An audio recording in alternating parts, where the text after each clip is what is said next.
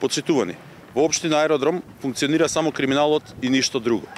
Се наоѓаме пред градилиште каде што инвеститорот повеќе од еден месец гради нов објект, колективна зграда, без издадено правосилно одобрение за градење. Иако е обврзан согласно закон да истакне табла со датум и број на издадено одобрение за градење, како што може да забележите, освен импровизирана ограда на лице место не може да се забележи ништо друго. Како советничка група побаравме инспекцијата на општина Аеродром да изврши увид на лице место и да ја констатира фактичката состојба. Меѓутоа и по една недела молк.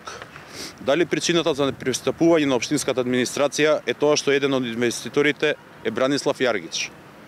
Во каква роднинска врска е ова лице со претседателот на Советот на општина Аеродром Ивана Цветковска, претходно Јаргич? Зошто во периодот на најголемо загадување во Аеродром општината дозволува блиски луѓе на власта самоволно, спротивно на законот, да изведуваат градежни активности и при тоа да придонесуваат дополнително за еднорно загадување на општината? Дали Златко Марин, освен местење на криминални тендери, како што е последниот случај со топлиот оброк за учениците во целодневна настава, работи и нешто друго? Дали знае дека во општина се градат дивоградби без издадена потребна документација? Почитувани, општина Аеродром од непосакувана општина за живење стана општина во која не се обезбедени основните услови за живот и нормално функционирање на граѓаните. Нема инвестиции во инфраструктура, нема нови училишта и градинки, нови паркови. И тоа што непречено се одвиваше, успеа да го растори.